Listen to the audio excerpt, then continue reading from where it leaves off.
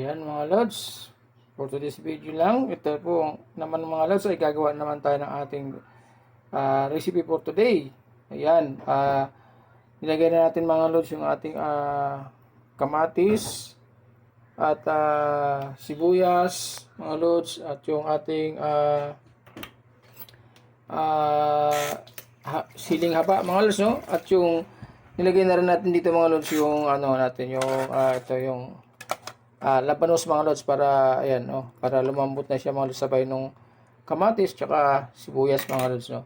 At pagkulo niya siyempre lalagyan natin yung ating isda mga lods. So ito yung mga ricado natin mga lods. So ayan, talong at okra, ayan, at ito yung sinigang mga lods sa ayan sa sampalok original, ayan.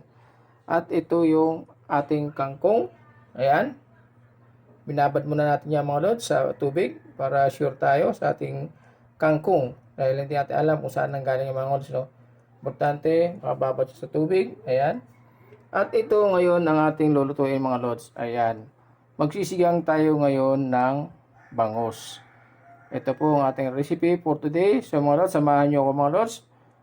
Para atin na po itong lutuin. At ito ay gawin nating ulam. Ayan mga lods. So ayan. Samahan nyo ako mga lods. Tara! Ayan mga lods. Ito na. Ilagay natin yung ating talong mga lods. Habang kumukulo na siya, ilagay natin yung talong natin. At sabay na natin yung okra mga lods.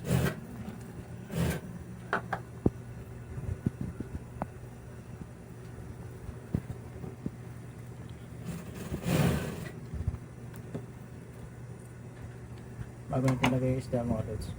Pagka kumulo na siya ulit. Okay. Buksan natin. Ayan. Kumulo na siya mga lods. Lagyan na natin yung ating isda.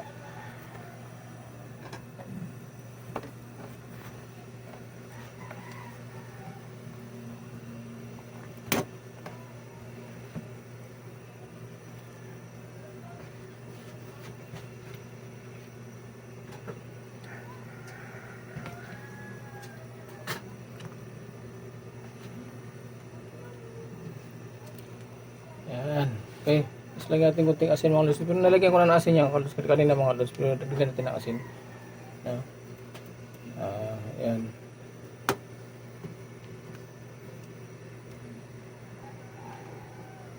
Ayan mga lods. No? Takpan muna natin mga lods. Para pakulo-kuloyin muna natin. Tutuyin muna natin yung ating ulam mga lods. Okay.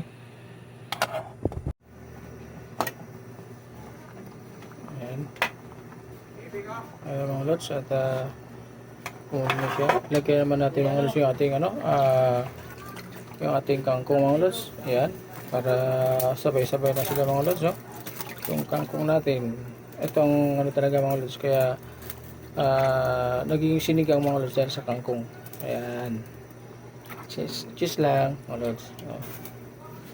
Okay, ayan, at medyo palutuin muna natin itong kangkong mga lods bago natin siya timplahan, no? Ayan. Okay. Takpan muna natin siya mga lods para maluto yung ating kangkong. At yan. Okay. So mga lods, ito na. Lalagay natin yung ating pampano mga lods. Lagyan natin siya mga lods bago natin timplahan ng ano. Kasi medyo may timpla na kasi ito mga lods, no? Ayan. Tikman mo na siya mga lods bago natin siya bigyan ng ating yung seasoning mga lods, no? Kasi itong ano itong mga lods, timplado na rin kasi ito. So tikman mo natin mga lods, no? Ayun. Medyo matabang ng konti mga lods, nabigyan natin ng asin. Ayan.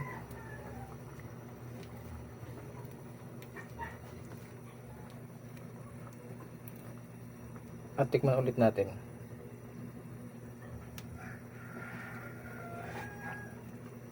Ayun na. Ayun, tumama na siya mga lods. So ilagay natin mga lods yung ating ayan, maging sarap.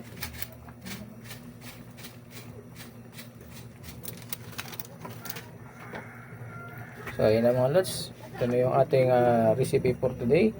Sinigang na bangus. Ayan, bangus natin mga lods. Oh.